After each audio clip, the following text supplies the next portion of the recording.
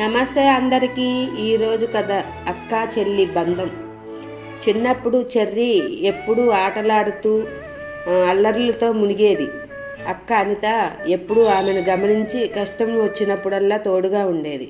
ఒకరోజు cherry school నుంచి ఇంటికి వస్తుండగా రోడ్డుపై కళ్ళు తిరిగి పడిపోయింది. అక్క వెంటనే పరిగెత్తుకుంటూ చేతులతో బలంగా పట్టుకొని క్షేమంగా ఇంటికి తీసుకొస్తుంది. చెర్రీ కన్నీళ్లతో చెప్పింది, అక్క నువ్వు ఎప్పుడూ నా వెంటే ఉంటావా అని.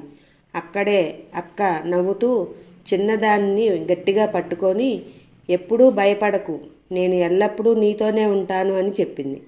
సమయం గడిచింది. చెర్రీ పెద్దదైంది, కానీ ఆ బంధం ఎప్పటికీ మారలేదు.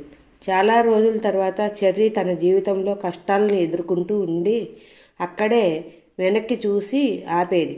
చెర్రీ, నీవు సమర్థవంతంగానే ఎదిగావు, నేను ఎల్లప్పుడూ నీ పక్కనే ఉంటాను అని అక్క చెప్తుంది. చెర్రీ ఆ మాటలకు హృదయంతో విన్నప్పుడు ఆమె అర్థం చేసుకుంది.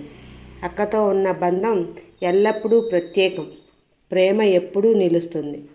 అక్కా చెల్లి బంధం కేవలం రక్త సంబంధమే కాదు, అది సురక్షితమైన నిత్యమైన ప్రేమ. లైక్ చేయండి, షేర్ చేయండి, సబ్స్క్రైబ్ చేయండి.